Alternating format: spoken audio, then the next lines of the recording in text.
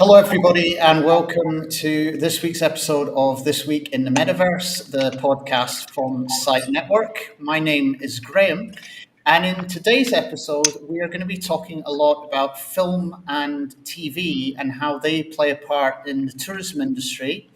And the guests today are going to be part of a solution with Site Network that's going to rewrite the game, quite honestly, in how fans engage with their favorite TV series and movies. But before we delve into the topic at hand, I'm going to pass over to our CEO, Damien, for a quick word with you all in the community. So, Damien, take it away. Lovely. And I did pick up on that word quick with a little bit of emphasis there. So I will keep this short, Graham. Good morning, good afternoon, all. And thank you for joining us on the live cast. For those of you that don't know anything about Site Network, we are building a immersive network of worlds which will be open, so worlds of our own and connecting to other immersive experiences. But we're very much focused on the tourism industry. And starting with two dominant locations, one Edinburgh in Scotland, and looking at the Mayaverse, Mexico in South America. So that's very quickly what we're about. I've mentioned we're focused on tourism, and just briefly, we see the move in tourism of people moving up the value curve from traditional vacationing, for want of a definition, up to where they want to have more experiences and more engagement and more entertainment from a tourist experience. And that really plays to the opportunities from immersive worlds, which gives a whole set of different experiences that can be delivered. And what the fascinating conversation with Yanni's quite visionary is around how we can use fan fiction and how we can use the power of immersive worlds and a global network to get people involved in immersive fiction and fiction going forward and fiction film together. So I'm excited to listen to the chat today, take part in the chat, and look forward to hopefully meeting some of you in the future. And as a segue into the topic, it's a really interesting time for us to be working with a team that's looking at rewriting the game on fan fiction and fan engagement in TV and movies. Given that Hollywood is going through quite a lot of changes at the moment, there is a particular scandal that we won't name just in case YouTube don't like it very much, but that particular scandal is causing a lot of ructions in the entertainment industry. In addition, Hollywood is being accused of really being about sequels and repeats, not a lot of really genuinely new films coming out, and also it's facing the challenge of AI now that we have a fully AI enabled movies coming out. So it's an apt time to be looking at how tourism and the technology that we're developing at Site Network can really help in reestablishing a new way of doing business in Hollywood. And that's the aim of Yanni and his team. So in order to get started, let's do some introductions. Now, we do have one person to introduce who is off camera. So although you'll see 5 people on screen, there is actually, trust me, 6, and you'll hear his voice in a minute. But I'd like to first ask Lisa Gibbons from the Metaverse Tourism Association to talk a little bit about herself, how she came to work with Site Network and the work of the MTA. So over to you, Lisa. Thank you, Graham. It's so lovely to be here. And good morning, good afternoon, good evening, everyone around the world that's tuning in. My name is Lisa Gibbons, and a couple of years ago, I think it was around 4 years ago now, I bumped into Graham at a conference. We were both speaking on a panel just about this topic and about the way content is being used in the metaverse and how the metaverse is transforming the way we're being entertained. My background is I have a master's in international tourism, studied it professionally for 2 years. That took a lot out of me. And I've worked in tourism for 15 years. So tourism on the marketing side, mostly. I founded my own tour operator based on food and foraging. And then I came into the world of Web3 and I saw very interesting new ways of monetization, new business models, and I was hooked straight away. So I've been in the Web3 space around 5 years now, and I'm an advisor to some projects, and I really believe in everything that Site Network is doing. I'm quite close with Graham since the start, and I met the rest of the team, David and Damien. I know you're doing incredible work, so I'm happy to be here and be part of the conversation, because I feel like where tourism is going and where the metaverse is today is kind of the future. It's part of the future. So I don't feel it's if, I feel like it's when that's going to happen. So I think we're at the cusp and at the edge of that. So it's great to be here. And Lisa, we're really pleased to have you. And we learned a lot, or I learned a lot when we met at that event about the work you did with Sandbox. So just for the benefit of some of the community who may use Sandbox as one of the metaverse worlds that they play with, could you just mention a little bit about the project you did there and the success you had with it? Yeah, we have a lovely project with the Sandbox. Thankfully, I'm very persuasive when I want to be. So we met Sebastian at the NFC conference 3 years ago, co-founder of the Sandbox, and we were having coffee. And I said, "Oh well, if you have a metaverse, then you should have some attractions in the metaverse that people want to go to." And I said, "Why don't we build you an Irish pub?" So we partnered with a gaming studio out of Brazil, and we built the first Irish pub in the Sandbox. And it's a really good, fun experience. It was really mind blowing, the amount of detail that we had to go through with the gaming studio in terms of the design. So I've learned a lot in that process. And it's live. It's not yet multiplayer, as far as I know. It's still single player mode. But we really like it, and we want to expand on that idea. And that is definitely in my roadmap, to bring Irishness into the metaverse, into the online world. And feel free to go in and play around and have fun in the Irish pub in the Sandbox. Yeah, fantastic. I can't think of a better thing to do in the metaverse than go to a pub. I mean, that's a very Scottish thing, isn't it? Yanni, would you like to say a few words about you and your organization? So my name's Yanni Payne. I'm the Chief Creative Officer and founder of It's Oak Development. It's Oak is an acronym for In the Shadow of a King, the book that you see behind me on the wall there. And I wrote that book years ago without going into too long of a story. Wrote it years ago. It was told it was too controversial to publish, and I decided to kind of step out and do it on my own, self-publish, tried a few different things, and then I decided, I don't know, some kind of genius, that making a film would be easier. It was not. But I wrote multiple screenplays, all as standalone prequels to the book series. Got things moving forward. Had some really great traction. Had again, without going into it, things that I had to deal with. So I had to put projects to the side. 2020 rolled around. At that point, I had been working in and out of film for 12 years, I think, at that point. So then I wrote another one in 2020 when we were all sitting around in lockdown. Couldn't do very much. Things were literally locked down. So, but the protests that were happening, I really wanted to use my voice to do something to help out, because I have I have my son full time all the time. I couldn't take him to protests. He was 6 years old at the time, and I was like, I'm not taking my 6-year-old to a protest. But what can I do? So I wrote An Accidental Fire as a feature. And Damien, who we'll hear from in a moment, he and I had connected. We made some.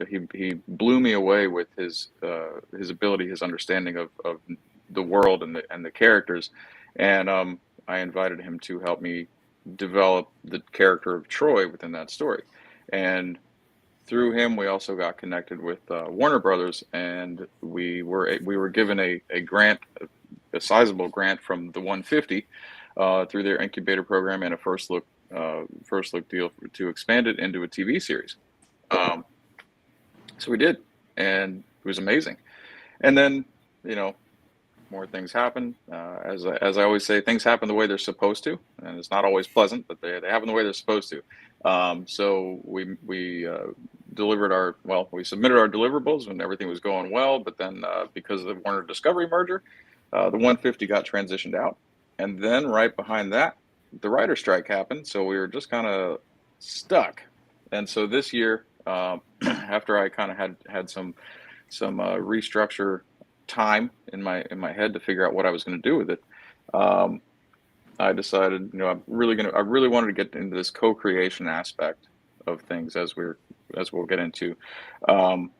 But the co-creation side was really where I wanted to go with it. And then fortunately, as fate would have it, I met Jamie, and Jamie connected me to Site Network, and a couple months went by, and after lots of talking, we officially formed a partnership, and here we are.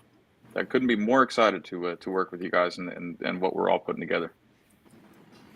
Yeah, fantastic. And Damien, I know you're there in the background. You're our ghost on the podcast today.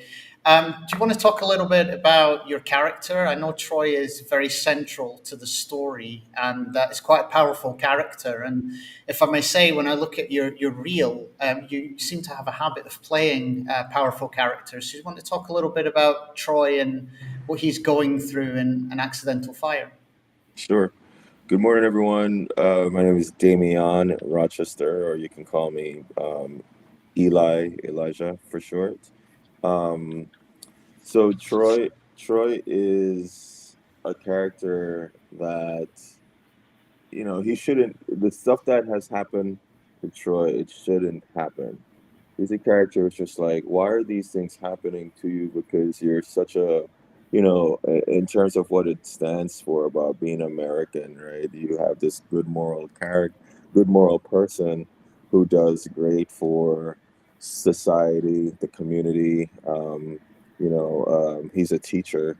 He teaches middle school, and he doesn't really. He's not a fighter, but his past, his family, his dad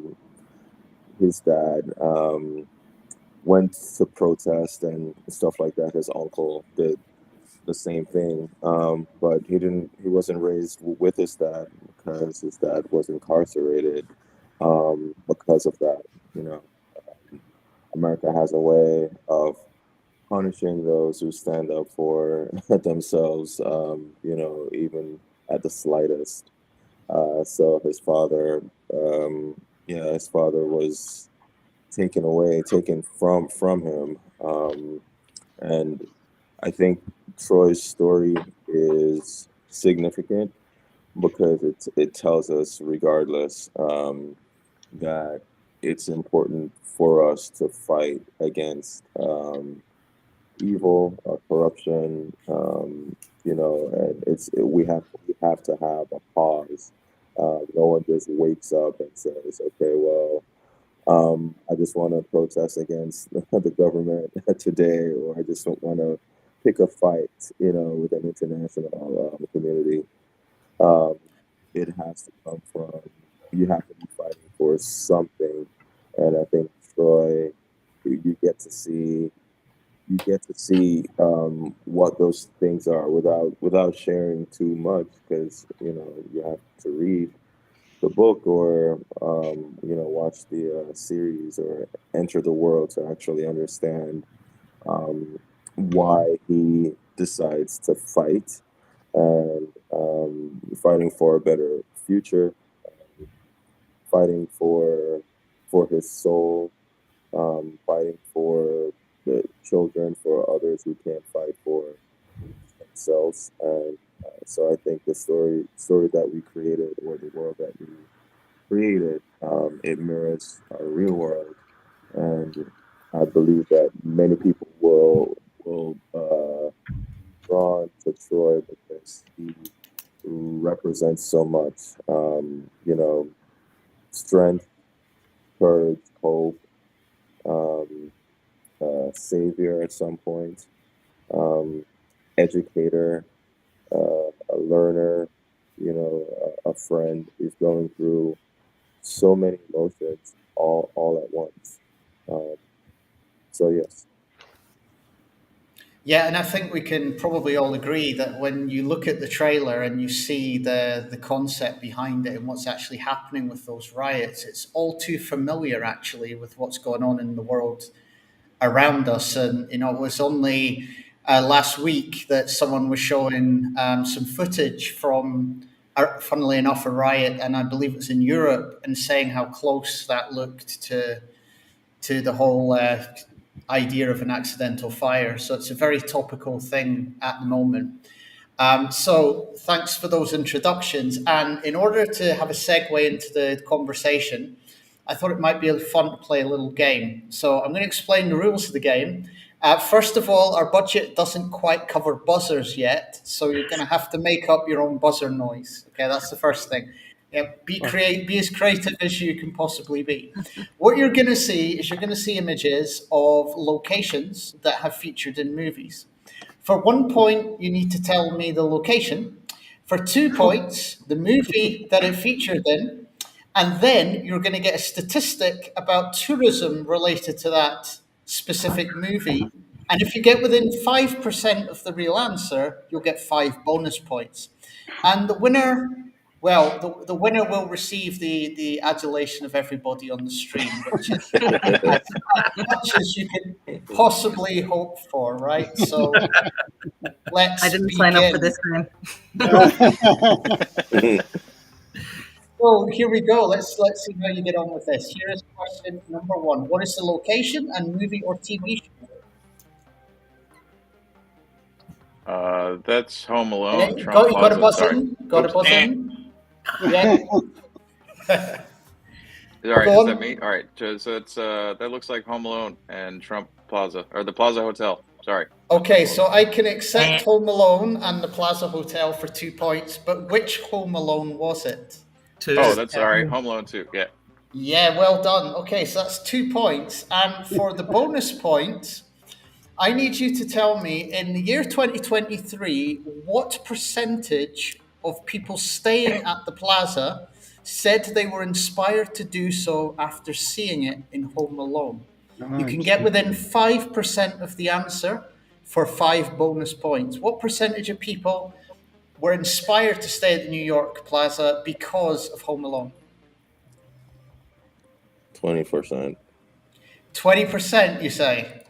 Mhm. The answer is 15%, which is within 5%. So, Yanni, you are on 7 points after the first question. That was Damien. It's okay. It's okay. Not- Like I'm still on your team. It's fine. All right. Hey, you're butting up. That's not fair. Yeah, let's do that then. Let's give Damien 5 for his contribution there as well. Okay, movie or TV series number 2? Castaway? I don't know. It's not Castaway. It's an iconic movie. This, I'll give you some clues. This is the end scene. One of the characters is called Andy. Oh, it's Shawshank Redemption. It is Shawshank Redemption, yeah, for a point. But can you tell me the location that this happens in? They talk about it in the movie, and they say that they want to meet there when they get out. And Red says that he hopes the Pacific is as beautiful in real life as it was in his dreams. But can you remember where they went together? We need help from the audience. Yeah. Ask the audience. I don't remember the location. Does anybody else want to steal? No? Okay. So the actual location is Zihuatanejo in Mexico. Mexico. And it's Mexico. So no points for anybody there. But what percentage of travelers to Zihuatanejo in 2020 said they were inspired to visit Zihuatanejo because of Shawshank Redemption? You can be within 5%. I'm going to go higher. I'm going to go for 30%. 30% is not going to get you any points. Does anybody else want to have a go? 50%. That's not going to get you any points, but you're getting warmer. 60. I'll give you that. Yes, it's 65% Wow. of all visitors. Wow. to Zihuatanejo, go there specifically because of Shawshank Redemption. And I am a statistic in this because I have been for that really? reason as well. Yeah. It's in Guerrero. It's just 2 or 3 hours north of Acapulco. Really, it's quite out of the way. So you'd really only go there if you had a reason. And 65% at Shawshank. Next one might be more easy for people on the UK side of the Atlantic, but let's see how well TV and movies from the UK travel. Train spotting. The train spotting is correct. Yes. Can you name the location? Shouldn't be too hard. Karur? Karur. It is Karur in the Highlands. I feel that I was given an unfair advantage here. And for the bonus point, what percentage of visitors to Karur were inspired to go there by the movie Trainspotting? And this statistics from 2018. Yeah, a lot. Yeah, 80%. well, it is in the middle of nowhere, but a lot of people do go to the Scottish Highlands, so we're on a high benchmark. But I'm still going to hedge my bets and go for 30%. Is absolutely correct. It's 35% of people visit Karur because of train spotting. So that is, I make that 5 points plus the 2, so that's 7 points for you, David. Actually, scores at the moment, since you're interested. David and Yanni are both on 7. Damien is on 5. Lisa has 6, and Damien is being polite. He has none at the moment. I gave David this one. On to the next one. There's 2 left, and this is almost certainly the hardest, but it'd be interesting to see who knows. That's Arnold Schwarzenegger, but can we guess the movie? I'll give you some clues. I know the movie. That's Terminator, isn't it? It's not Terminator. It's one of the other ones he's famous for. I think that's Total Recall. It is Total Recall. Well done, David. It's another point. Now, what is the location of this movie? Now, because it's quite difficult, I'm going to give you 5 points if you get it right, because you deserve it if you know this. Couldn't tell from there. I think that's the scene where he brings the lady's head out the bag and she goes, "Get ready for a big surprise." And I think the airport, and I think the airport is LAX. LAX, no, wrong country, wrong mode of transport as well, actually. Oh, wow. Anybody else want to have a go? Is it? Does it look like New York to me? I think James is helping us here online. He's saying it's Mars. Although I do like the idea of the Amazon distribution center. Can I go for the Amazon distribution center on Mars? So believe it or not, and this is and maybe a bit of a scandal, they filmed the Mars part on Earth. What? So it's not Mars, but it does represent Mars, actually. Is it Mexico City? Brilliant answer. Yes, it is Mexico City. You're correct. Oh, I got it right. It's Mexico City for 1 point.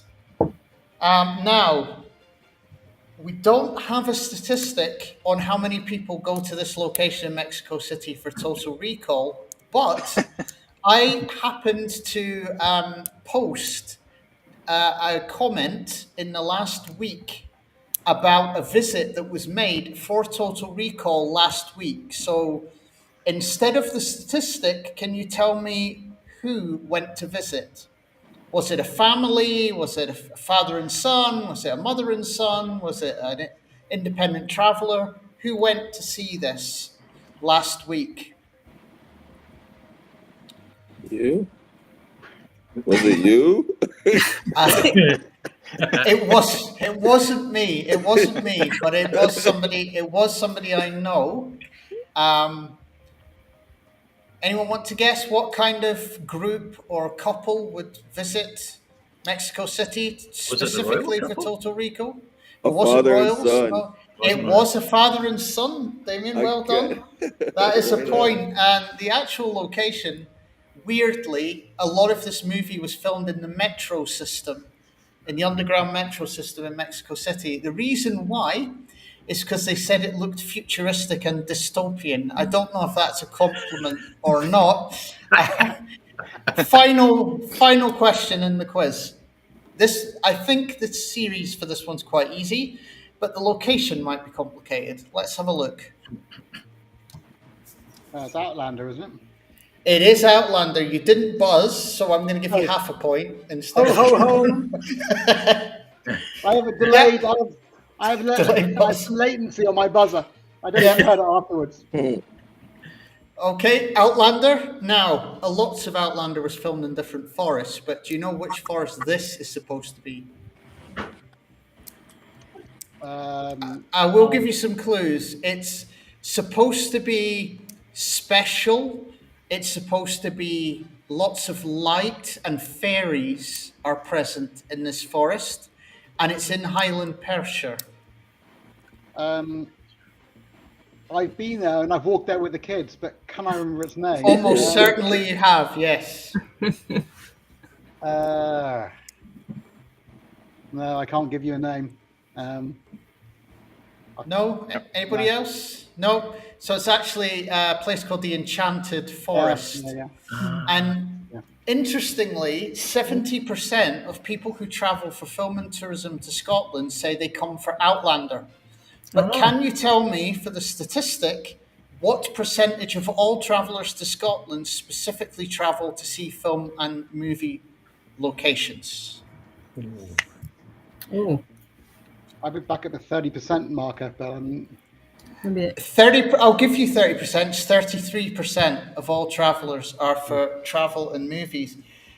I think that answer has saved you slightly there, Damien. So at the end of all of that, Damien, Lisa, and Damien all have 6 points.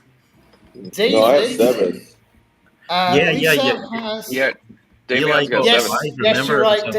Damien has 7, and David is the winner with 8 points. So I'm going to graciously concede defeat, though, because Eli actually got the really difficult destination. You were going to give 5 points for that, but you only gave Yeah. You're right. Controversial there, yeah. So Damien would actually have 10 points and win. So congratulations, Damien. Right on. Congratulations is yours. Okay. So as we go into the main event and discuss the project with Yanni and Damien, I'm just going to play the trailer to An Accidental Fire, and then David, it will be over to you to lead the discussion. Okay. So here we go.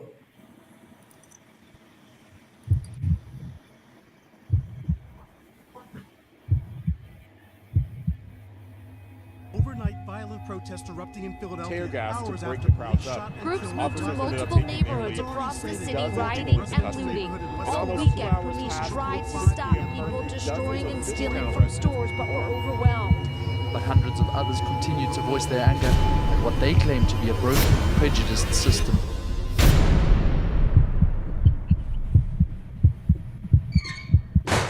No matter what happens, never give up that beautiful hope that you have. Hello, William. You died. I need you to get me into the prison, as close to Troy Hudson as possible. Sorry, I didn't mean to scare you. Are you helping us? Yes, I see you. Well, since then, the military is all over the place. People are disappearing left and right. Ridley, have you contacted command? What do you want me to tell you? Shadow Command is offline. What do we do? Do you want to live? I don't do shit like this, man. I'm not a fighter. Well, you are now.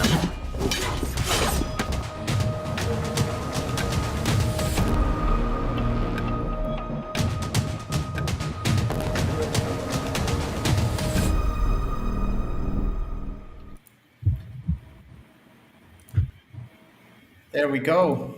Okay. So that's a good segue into talking about Shadow World and all of the work that Yanni and Damien are doing. David, over to you.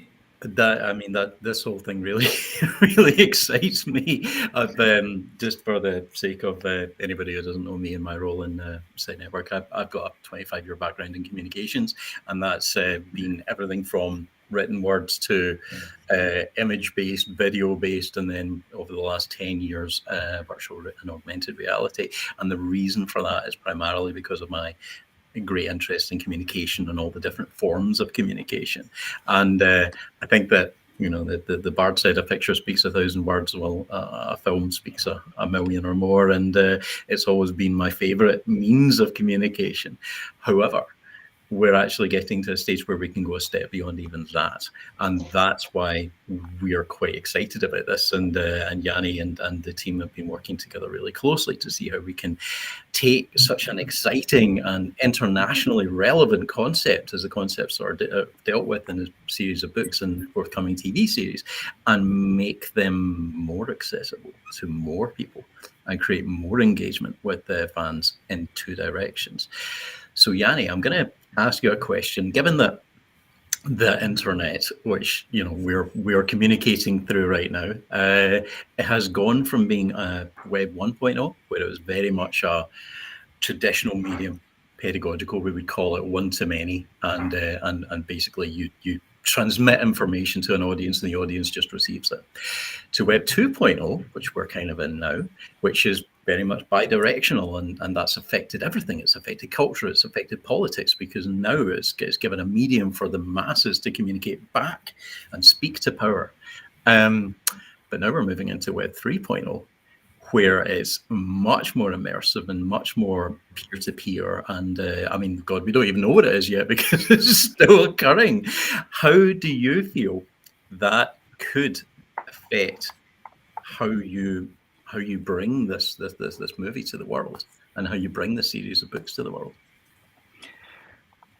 It's a great question. I think there are multiple different things, as we've all discussed, right? And I think one of the most exciting things from my perspective is the idea of co-creation, being able to build this world with the readers and the audience. Like, I wrote, as far as I'm concerned, the world that I wrote establishes the lore, but it's just the roots of the tree.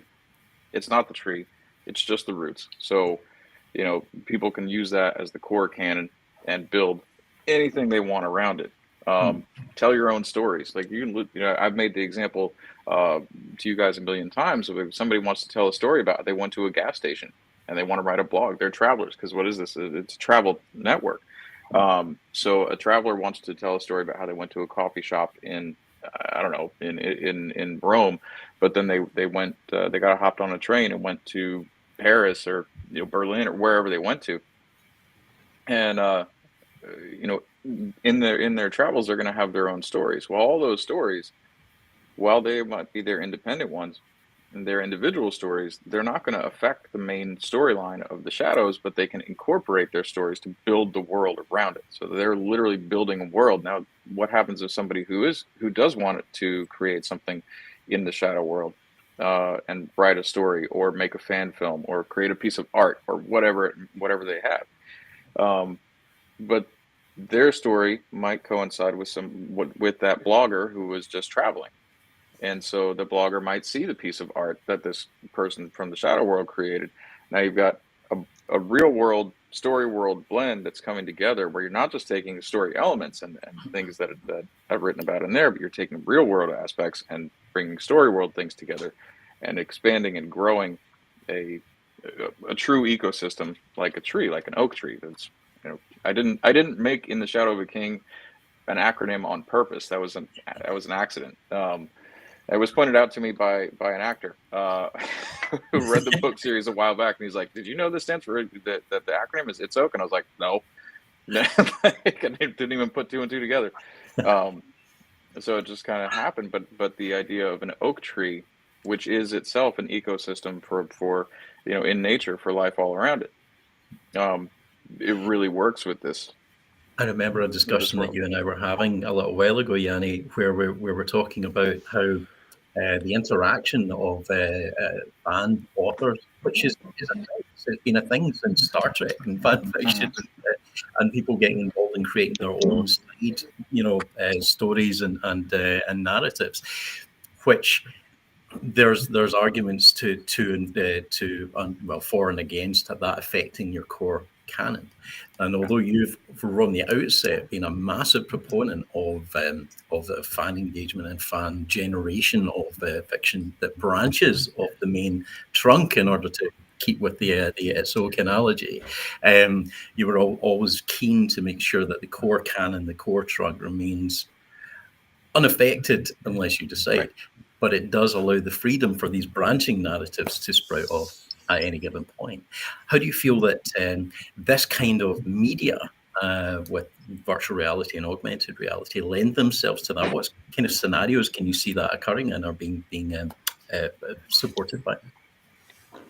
I think this kind of media, the interactive space, is, because I don't even know what to call it anymore. There's XR, AR, VR, MR. There's so many R's. But the truly interactive and immersive experience that is available now through these newer types of medium is the only way that something like this would have actually survived, right? Like if I had tried to do this 5 years ago, it wouldn't have been the same, because it would have been an uphill struggle. It's a new IP, right? New IPs are, difficult at best. Unless you've got a marketing engine of one of the major studios to sit there and just throw mountains of cash behind it, it's, you're fighting a nearly losing battle unless you're lucky enough to go viral. With what we've got now and what you can see kind of through a number of smaller projects that are kind of coming up. Sorry, I was seeing something pop up here in the on the chat. What we're able to do now by being able to reach through and utilize Site Network's abilities, not in opposition with, but in parallel to the current social media systems and platforms and video distribution things that are out there, is to build a world where the digital twins within the cities and within the spaces are able to actually act kind of as their own distribution network for people in those spaces. And by utilizing those things, and not just in the shadow world, but utilizing it across the space, we create an interactive network where creatives can actually use the space to reach more people, right? So that's on the kind of more global side. But when we're thinking about just the shadow world and what we're able to do in there, it would not have been possible previously. It would have taken a massive amount of push, and what we're doing, really, given the crossover and the availability of the types of media that we're using, it allows for an organic growth as opposed to a forced growth, a consumer-based growth. Now we got a prosumer, produce and consume type growth, where people are empowered. We want the readers, we want the visitors, the travelers, the filmmakers, whatever, to come in and create. And when you're doing that, you're creating an economy that is built on the merits and the work, the actual effort that people put in, versus being kind of forced to swallow whatever regurgitated IP is getting pushed out there. I enjoy all the films that come out. I mean, I shouldn't say all of them, but I enjoy most of them. Most of the ones that come out, regardless whether it's superhero or sci-fi or whatever. But the major studios, and I understand why, they go to tried and true, right? They know that old IPs have a foundation and a basis, and they make money. They know that, and it's fine. And we're all going to continue to go to the theater to see them, because the bigger the spectacle, the bigger screen we want, the whole 9 yards. But what if we're able to take that spectacle and put it in front of us, literally in front of us? And that's what we're doing, and not just in front of us, but we can live in it too. Yeah. Well, that's interesting, and what you were saying about all the R's, I'm going to differentiate between the VR and the AR for a second here, just to contextualize this. But what you're talking about, the public forum, the ability for people to come together and interact, of course, is something that virtual reality lends itself particularly well to. And although and Graham's already done a great job of showing how films affect the tourism industry, well, given that Site Network was developed as a tourism platform, this will give us an opportunity to clarify why are we working with films. But your film and your series of books takes place all over the world. There's locations everywhere and different time zones as well, and that lends itself to two things. One of them is in virtual reality, particularly kind of virtual reality that we have, which can be streamed to any device. Anyone who is a fan or a reader can go to any of those locations, any of those times, and come together with other people, just as we develop for tourism, but within the book, and experience scenes from the inside with other people, and even start to create their branching narratives as they watch a scene unfold in a bar, and they end up having another conversation with somebody else, and that creates a branching narrative.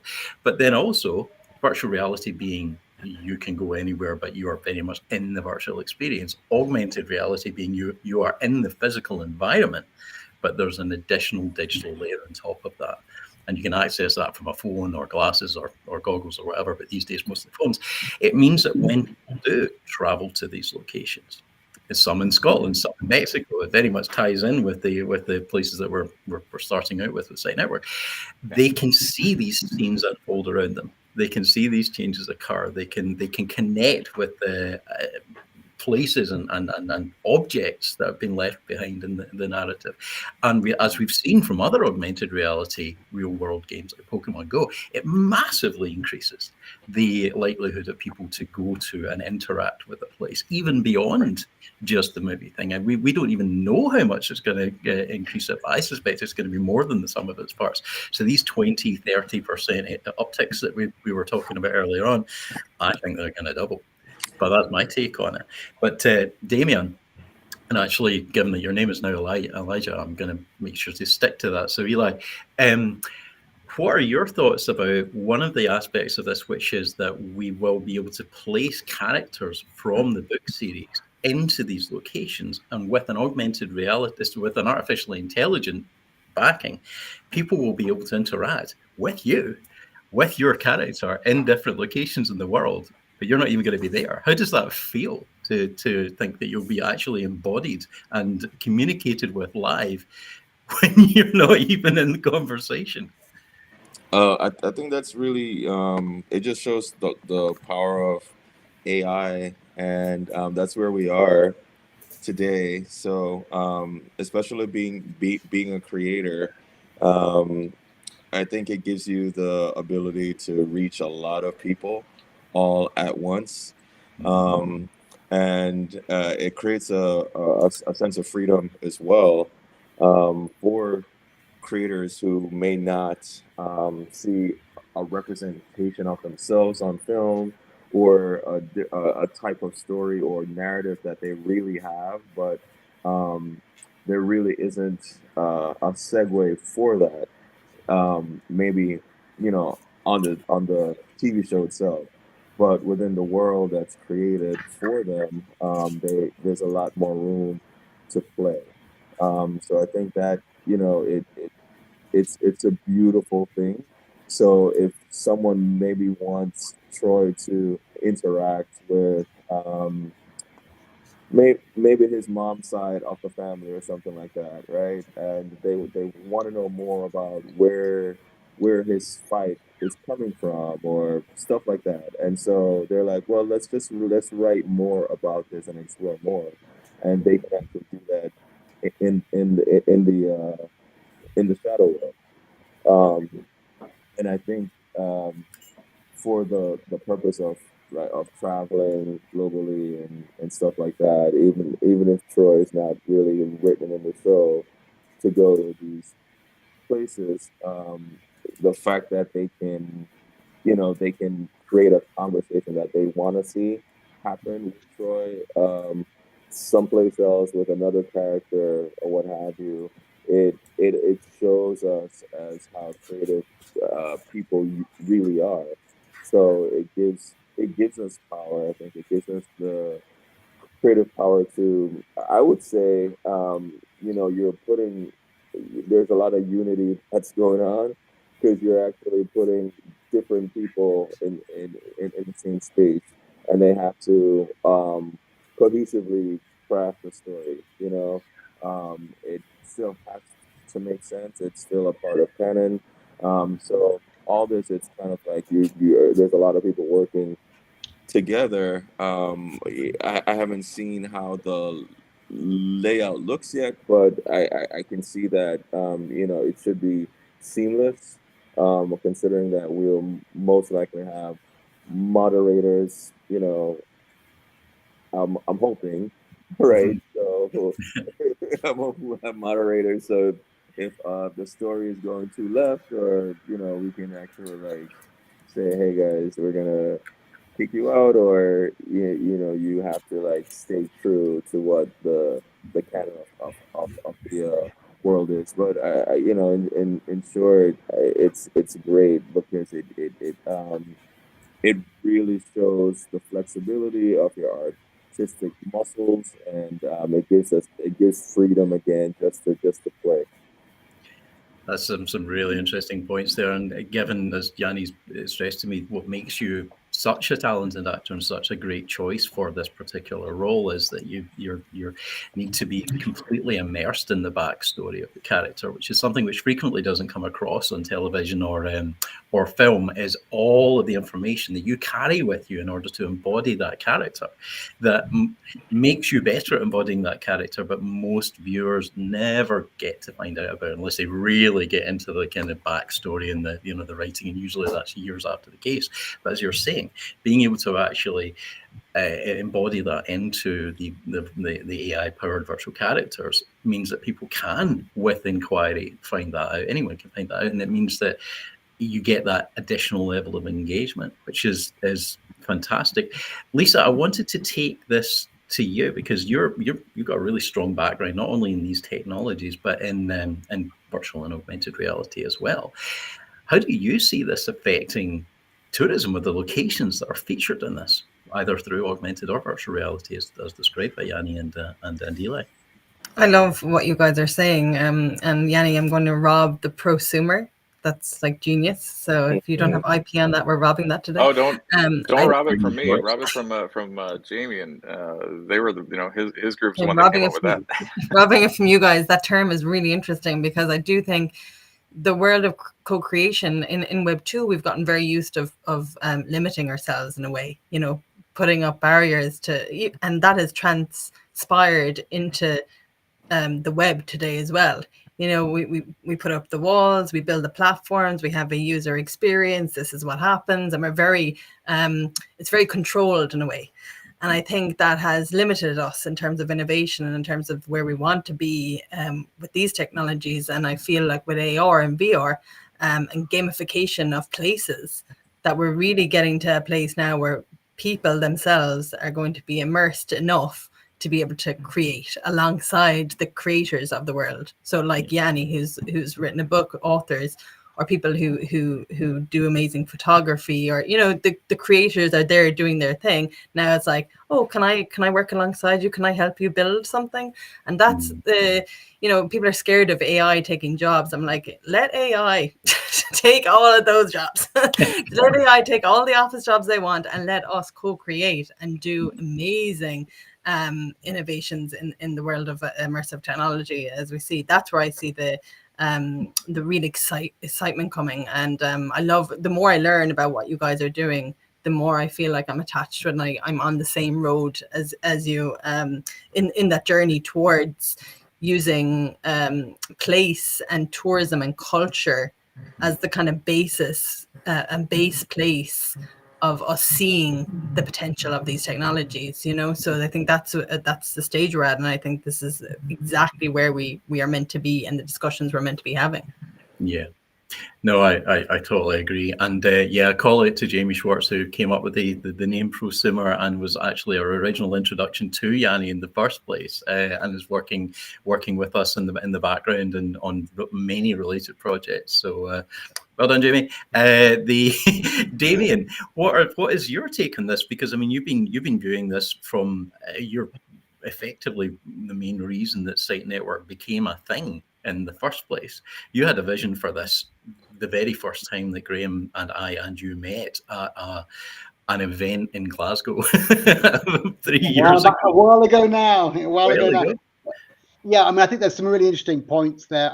I think the point, getting the tourism market to understand that this is a new channel and a new way of attracting people and getting to create new experiences is really, really powerful.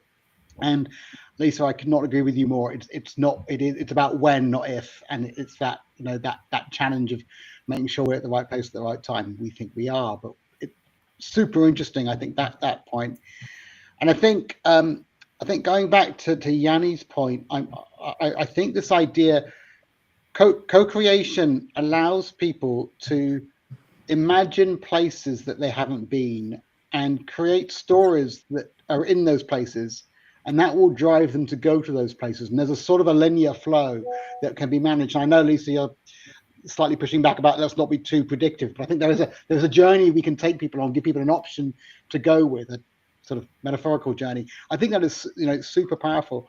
And you mentioned the AI bit.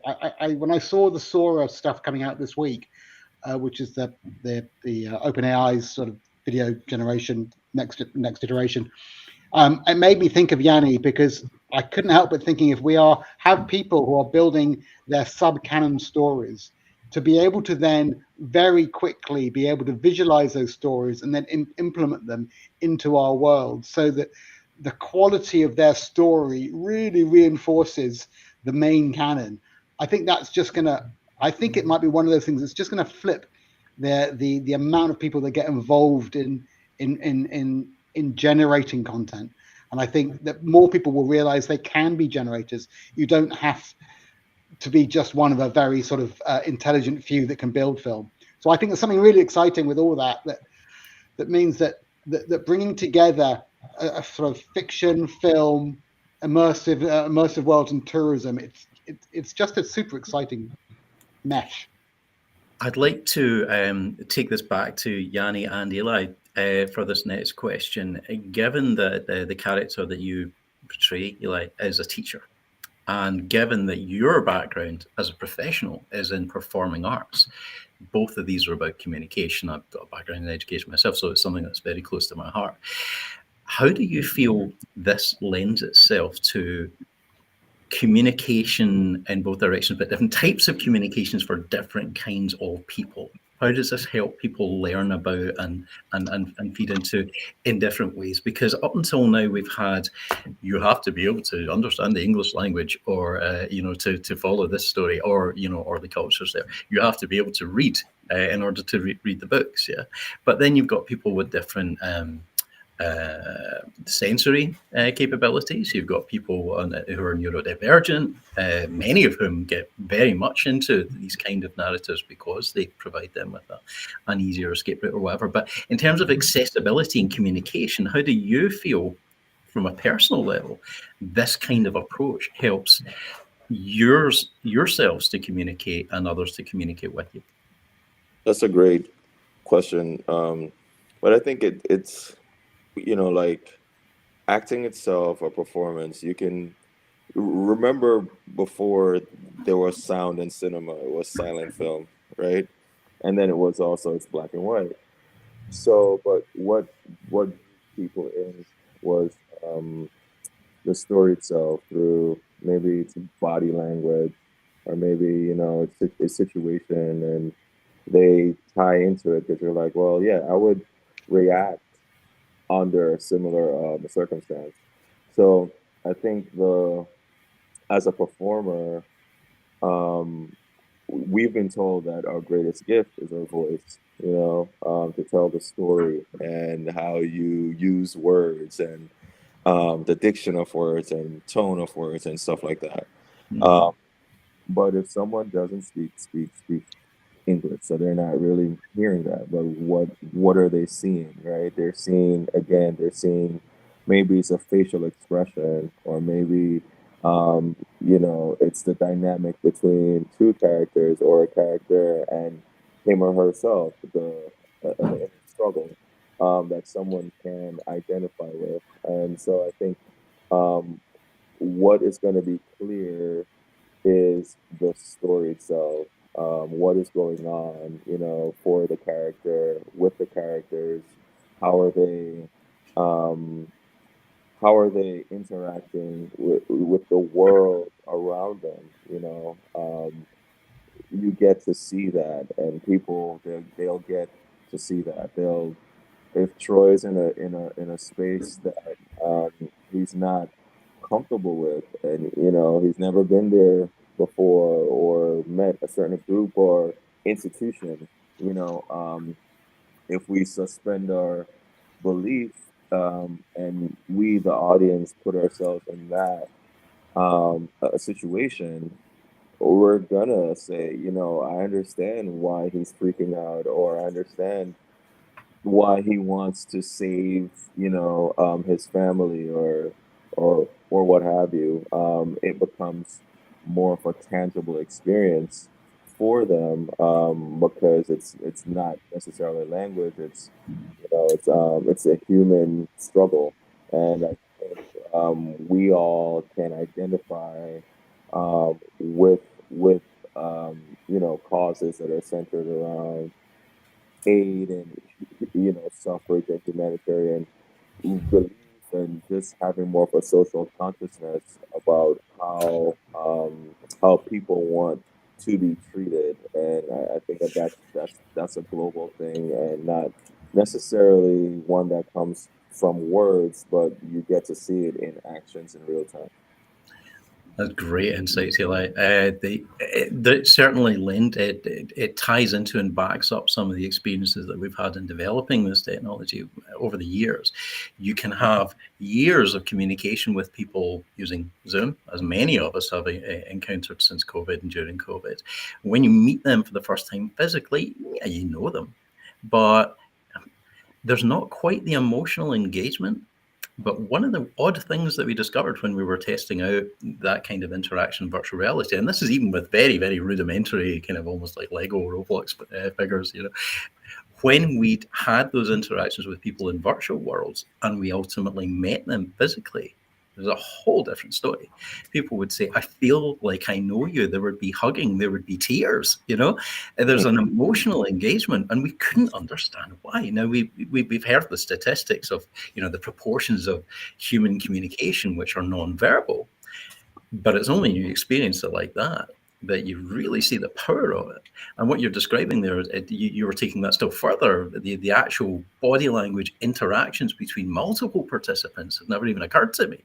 But that's going to be even more powerful in contextualizing the interactions and the emotion of the experience, and then again the context in terms of the surroundings, whether they be you being there physically and viewing an augmented reality, or you being there virtually and viewing it from a distance.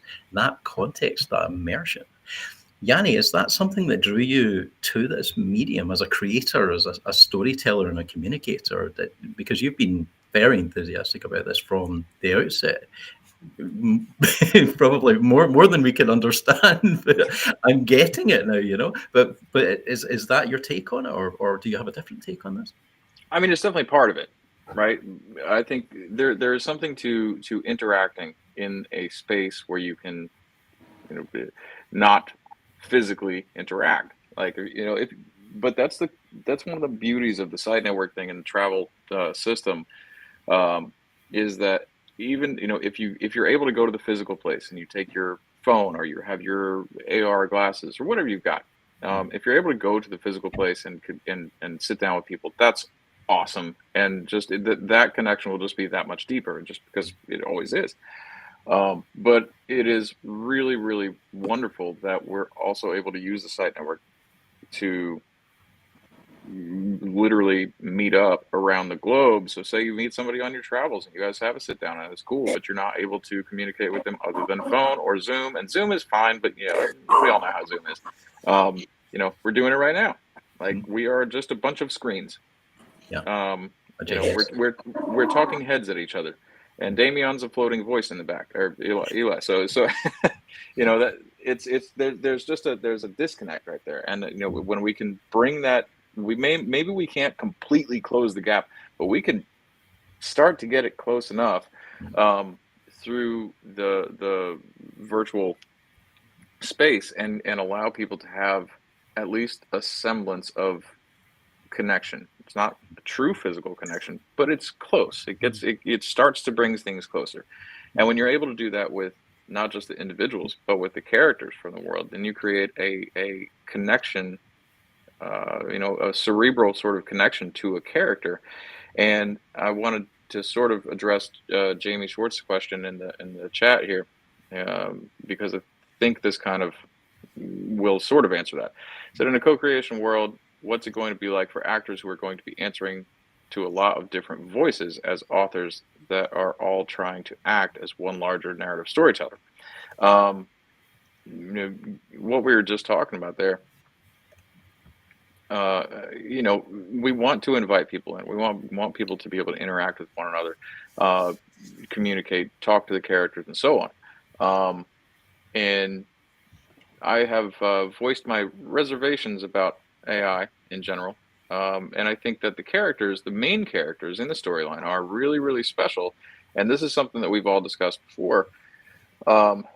With the main characters being special, they should also be kind of special privilege, earned, or whatever. You got to kind of work your way up to be able to work with them. And in doing so, I think, realistically, if we're going to empower the users of the platform, we should also empower the actors who perform those roles, because they're the ones who are telling that story. If that actor wants to get involved, they should be able to carry that character and tell their story for that character, what they want that character to do. Now, obviously, there's lore, there's background, there's all this stuff.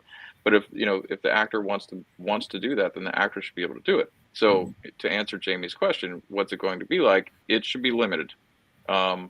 Characters, main characters, secondary, tertiary, probably a little easier, but main and secondary, they should really be able to control how often they're interacting. There should be probably sort of gatekeeper type things before the people get up to that point. They're rewarded with their efforts or for their efforts and so on, right? However we're going to get there. But I hope that answers Jamie's question. That's great. And I think it should address some of the other things that we were talking about as well. I think so. Explaining this to Graham and Lisa, Graham downplays the amount to which he is the driving force behind what's happening here with the site network. He is literally 24 hours a day, it seems to me, working on this and driving it forward at any given point. And although Graham is ostensibly our lead on crypto and blockchain underpinnings and so forth, which we can go into later, but as a fundamental underpinning of interoperability between different platforms, storing that information amongst other things, Graham actually wrote the Metaverse Playbook, which was being applied to no small feat and being applied in many cases to tourism. So I'd like to ask Graham and yourself, Lisa, how do you see this affecting tourism, standard tourism, the worlds, the environments, the locations that are featured in this book going forward? What do you think is going to happen? I think for me, it's going to open up a new way of doing business, and it's going to change the way in which destinations think about their assets being the physical places or the things that you can do. I mean, one of the reasons I chose the examples I did in the quiz, funnily enough, is because all of them have one thing in common. There's literally nothing at those locations that you can do, see, or interact with that links them back to the films that they were made famous by. And when you consider that some of those places, and Zihuatanejo is a good example, I mean, you really have to go out of your way to go there and relive that moment in Shawshank. You know, you can't just get off a plane and get a taxi and 20 minutes later you're at that beach. You actually have to make a concerted effort of a few hours driving to get to Zihuatanejo. And then when you get there, yes, there's water, yes, there's sand, and yes, there's a town, but there's nothing there to say this is where this scene happened. And so the idea of being able to turn those destinations into something more interactive, I think in many ways is going to lead to additional visits to a certain extent, but also additional revenue depending on how you gamify and how you create the experiences that are connected to that. And you only have to look at what Disney tried to do with this, with the Star Wars, with the battle cruiser at Disney World, and I have an article about this. They didn't do particularly well with it because they promised infinite storylines, which in a way is what we're saying that you can do, because this can play out in destinations around the world. You can create new scenarios, add it to the canon, and now a new place is in play. But if you take something like a curated environment like Disney created, the problem with creating infinite experiences is that you have to do it inside a physical building, in their case, a hotel. What we're doing is re-engineering that whole idea of immersive fan engagement and interaction and saying, actually, this should play out across the world, across site network, across different destinations, and that opens up so many different opportunities. So I think what's going to happen is destinations are going to look at effectively what their assets truly are and how they can utilize this technology to create more engagement and more value for visitors. I do want to come back to that, and I'll be bringing that back to Yanni and Eli in a second, and Damien. But before I do, Lisa, Graham mentioned the people traveling to these locations, and we've seen in the past there are issues of stimulating over tourism. Particularly, one example would be Alex Garland's book and subsequent movie adaptation, The Beach. And so many people went to that Thai island that it became, they had to ban people from it. It was damaging the environment. And there's many environments like that. If you consider Machu Picchu, which is being degraded by the amount of tourists that are walking up and down that mountain, when there's another beautiful, similarly architecturally significant mountain not 50 miles away, which is, nobody goes to because they don't know about it. What are your thoughts about the power of this kind of technology to manage over and under tourism? Yeah, I like that you bring up that point. I've written about that actually in detail based on the protests that we see in Barcelona, in Canary Islands. There's a lot of protests going on now because a lot of it's to do with the emergence of technology and tourism being two very important industries. And when it's working well, it's working well. So Airbnb is working quite well as a technology provider in these destinations. But there's people now saying there's enough, there's enough going on. So there's limitations and there's taxes coming in now, with destinations that are very popular are introducing tourism taxes. So I see, for me, at the MTA, we always say the future of travel is hybrid. So hybrid is a mixture of both, right? So you have your ability to travel, and then those who don't have the ability to travel, either for an expense or maybe they have a disability or whatever, there is an inclusive way to provide elements of that destination and allow them to feel part of or to experience the culture of a place, but not be in the place itself. So for me, that's a very interesting idea or very interesting concept that a few destinations are playing with at the moment.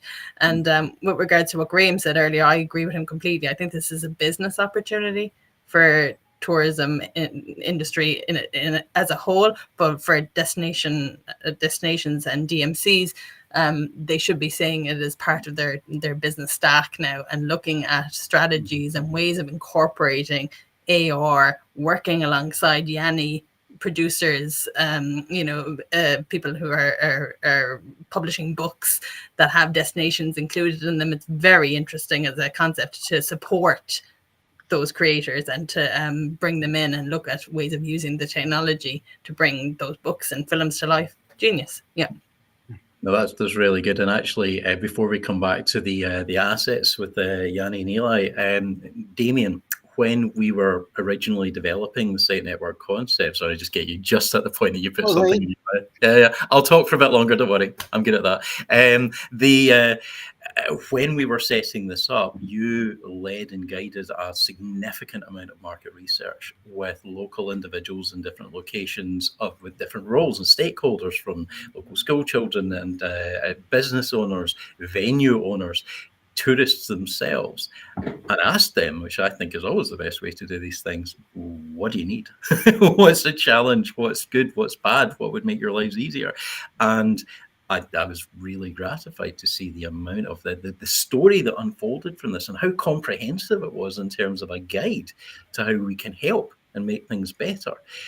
Could you elaborate on that a little bit for our viewers?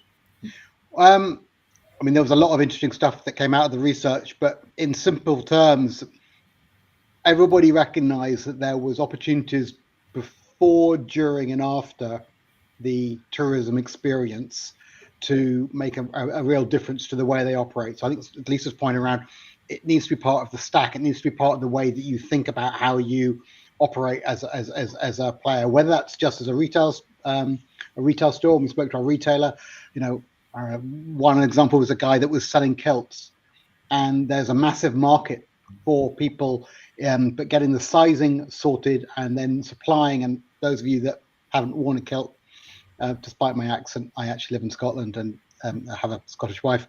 So the first time I put on my kilt was for my wedding, and it was like, oh my God, this is heavy. And this is not going to go in your luggage, I tell you, without an extra payment. So you've got a whole sort of just practical things, which if you can start engaging with people before visits and getting information from them, this is literally what we were talking with them, and then able to transact, but then get it delivered post-event and have an ongoing relationship, so that it's not just a kilt, it's being part of a location. You've got this sort of this before, middle, and after piece, which is really, really interesting.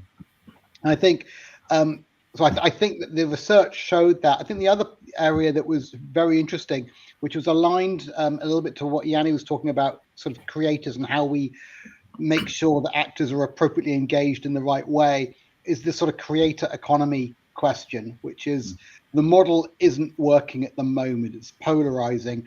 The very big players will be getting a lot of money, and there's everybody else. It's a long tail, and it's difficult to make that work.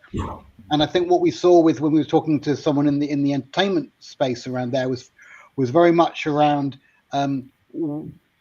we can get to a much larger audience, and then we can have different economic setup, pricing, payment, to allow creators to get more of the pie.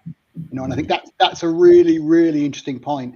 And I think that at the end of the day, everything follows the money. If we've got the ability to help more people, without sounding too socialist, but getting more people to get a fairer share of the pie, that's got to be a good thing. And I think that's very much part of where we're going.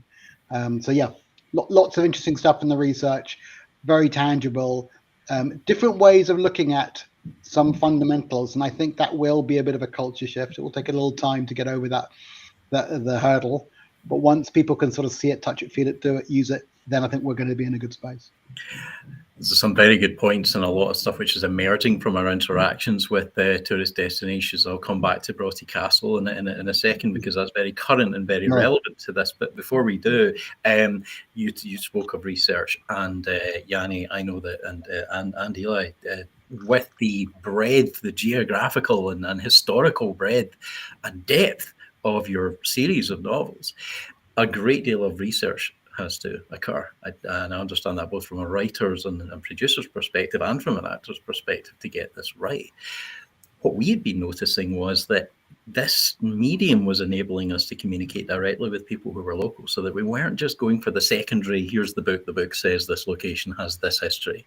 But when you turn up and you get talking to locals and they say, well, I'll take you to somewhere that's off the beaten track, and I'll show you this, and I'll tell you the history of what really happened here. And it really, really highlights things, hidden gems, both culturally and historically and physically.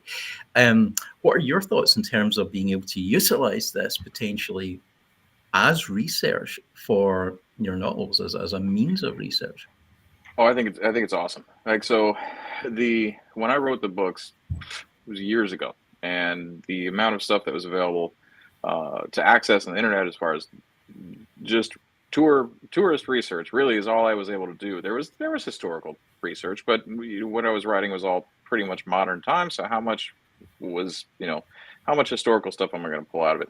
I had included Donator Castle and a couple other areas in volume one that were they were historical in their placement and their structure, but I didn't really go into the history of those, of the locations in the books. But being able to do this as far as how the rest of this TV series moves forward with the all the volumes of the book are done, but they're all still in edit. Like right now I'm wrapping up the edit on volume 2, and it's been a totally different experience being able to access so much more information. Speaking with, they were just calling whoever that's in a local space and be like, "What's it like down there?" They're like, "Who are you and why are you talking to me?" Then I explained it, and then they're like, "Oh, okay." But it's great, and I think for people, travelers, readers, viewers, whatever, participants in the world, once they start going into a place, when they're able to create their characters, and then I've got the book world, but as they're creating theirs and I'm creating the kind of background lore, there are going to be fixed points in time that are fixed in our real world history that we can travel back to, we can explore, we can do whatever, all the way back to, the Merovingian kings are they're the kings in the book. So their dynasty started in 481 AD, if I remember correctly, and 481 is, that's a lot of time between then and now for people to literally create anything you want. You can create Roman stories about knights and kings and whatever, and invaders from one land and raiders from another, and pirates, and do whatever you want. There's so much to play with, and being able to go to a local place and talk to a local from wherever it's at. Let's just say I just threw out pirates the last thing. So let's say they go to the Caribbean or I don't know, the Indonesia or something, and you want to talk about the different, who you talk to the locals and find out about some secret cove that pirates went to or whatever. You can do it, and it's different from before, where if you call, like right now, like when I'm calling people up and they're like, "Who are you?" Like, then this creates an interconnectedness and closeness with the community, and a borderline relationship that you otherwise wouldn't have. So, at the risk of overusing the word immersion in this immersive technology, but that kind of research from a creator standpoint, you made it very clear. Elijah, from your perspective as an actor, I know there's like historical precedent of the likes of, say, Mel Gibson before he did Braveheart, coming and spending a lot of time in Scotland and living with the Scottish family to really immerse himself in mostly the language, although he never kind of got the accent quite right. But anyway, but he did his best. But that's all very well if you're that kind of actor and you're going to one location. The nature of this story is it takes place all over the world, and there's not the time or the budget to go to all of those places. But what are your thoughts on potentially using this immersive technology to immerse yourself in local cultures and local attitudes and just styles and ways of being, where you might not be able to do that physically? No, I think that's great. It saves a lot of money because I don't have to fly there to actually immerse myself in it and meet locals and go to restaurants and all that jazz. But so I think this is groundbreaking for sure. I am seemingly method, I would go the extra mile. And Yanni, he'll tell you this, my research, I'm quite savvy at that because it's really about telling the truth, as an actor, not so much about the performance, if I did it great or not or what have you, but it's really, did I honor this character, and how can I do that while I'm looking at the socioeconomic and the political structure of the world the character is in. And so I have to go back, even have to go back, even the backstory, what life he lived, where would he have gone to school or church, or who was in power at that time? How did that influence his education and what he wants to be in life? So all of that is important. So being able to have access to that remotely would be fire, because obviously I'm gonna be in the environment. It's The model itself is a replica of what's there, um, and if my mind is in it, from a sensory experience, then that is gonna have, yeah, I think it's gonna wake up a lot of that, visceral connection that actors love so much. Gonna wake up a lot of that, where I'll be able to tell the story authentically, because my mind was there for space and time, if that makes sense. It does, and actually, you'd been speaking earlier about the physicality of communication as well, and it's certainly been raised to me. And Lisa, you might want to come in on this bit of it as well. People have different means of communicating, different body languages, different styles. And in Glasgow, for instance, we have a very different vernacular where words that would otherwise be deleted are just punctuation for us, and sometimes terms of endearment.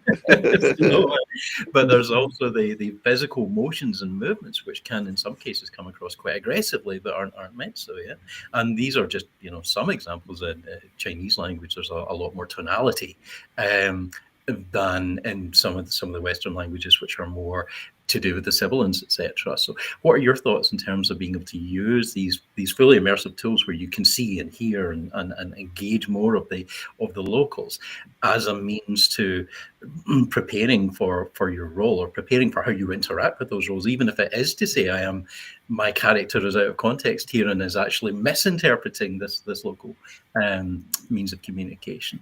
No, that's great. Engagement is key. What I have found, and as I said, I'm seemingly method, because I don't think I don't have the budget or time to travel and to do these things, like locally. But I would go to YouTube, or if I can find a group that's local, I'll go there and I'll talk to the group and spend time and so on.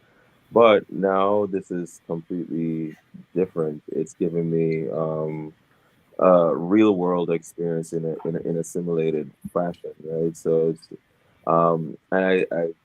it's gonna make the actor's job a lot smoother. You consider any high level profession, let's say astronauts, they have a simulated reality before they're actually out there in space, and to prepare them for what to expect, from interactions to even their own selves. You know what I mean? Like either their fears or whatever, and it all comes back to being consciously and physically present, and as an actor, that's the best place to be. Now I'm going to be having a meaningful conversation. It could be an argument, it could be, but it's real, it's organic, and it's happening in an environment where the actor will be placed in, and I'm having that experience as Damian Elijah, sure, but I'm playing Troy, and it's like making things real under imaginary circumstance. There's more to that now, because it's not necessarily imaginary anymore. I'm actually there, and I think it's gonna inform my work. It's gonna make it a lot more rich. More underbelly and truth is gonna be there. Even tonality with how some of the locals may talk, and I may have a better understanding of how to get information from them as my character, because I've already had the experience with interacting. That's wonderful, and that really does lend itself interacting to the accessibility piece of it. And there's many people from around the world that they have movies take place in their location, but they don't feel seen. I mean, Moana being a key example, the first one, they felt that one of the main characters had been hopelessly mistyped against what that God character was meant to be. But then subsequently with Moana 2, they went completely the opposite direction and really went into, I think it launched in the indigenous language before it was launched in the English language, which I thought was a beautiful recognition of the locality and the culture. And it was a recognition not only by the directors and writers like Yanni there, but by the actors and everybody involved like yourself to, highlight the importance of this. Now, we're running out of time a little bit. I don't know, Graham, if we've got time to speak briefly to the Broughty Castle example. Could you maybe summarise that just very briefly? Yeah, sure. So, just for everyone to be aware, we're involved in a campaign to save a castle in Scotland. This castle is having to close down due to costs being difficult for the local council to continue to fund. And we've been involved in a proposal to create both a virtual copy of the castle, but also an augmented reality trail around the castle grounds, as well as looking at how we can create events related to the castle. The castle actually has an area outside of it, which in theory you could do events in, but there's actually hidden tunnels, like secret bunkers and all sorts of stories about ghosts and things in there. But because it's above that, you can't actually do physical events outside the castle. So we're looking at how we can utilize the technology to create revenue streams to keep the castle open. And as those conversations happen, we'll feed back into our community and let you know how it's going. Just very briefly on that point, that there are so many ways with digital technology where there's the unlimited accessibility and objects which you can have multiplied ad infinitum, which you cannot in the physical world, the accessibility piece as well. But in this case, owning a brick of this castle is a possibility, and it's something that you can visit the castle before, choose the brick, and then when you do go and physically visit, which we've seen to be encouraged anywhere between 20 and 40% beyond any other form of tourism marketing or destination marketing, you will then be able to use augmented reality to see and identify the stone of that castle that you own. So that's all pretty cool. And then just at the very last point, this is a major point in the Shadow of a King series that Yanni, you have a series of objects within the story, like the swords and the masks and so forth, that you're very keen to allow people to be able to access as digital assets that they can own, and even digital, hate that word, but anyway, physical and digital combined, where if they were to buy the real world asset or prop, then they would also be able to utilize and inhabit that mask. I got my favorite one here. This is the one that appears in the trailer that we saw, and as the story progresses, this mask will evolve, and so will all the other ones. And that's where we want people to come in, so they can also help design masks. They can do, literally take their part in the thing and have their piece of design or creation or digital sculpt or whatever they want to do, and then we can create those assets in the digital space, as well as have them made 3D printed, whatever we're going to do. Super cool. And I think it doesn't take a great stretch of the imagination to see how that can translate into tourism and souvenir culture as well. So, and I know that we've been going for an hour and 30 minutes. Will you believe it? It feels like we've just been going for 20 minutes, but you guys have been fantastic. So I just want to thank you, Yanni, for your engagement in this and all the concepts that you've come up with. And thank you so much, Eli, for joining us and giving us your unique perspective as an actor, integral, vital part of this.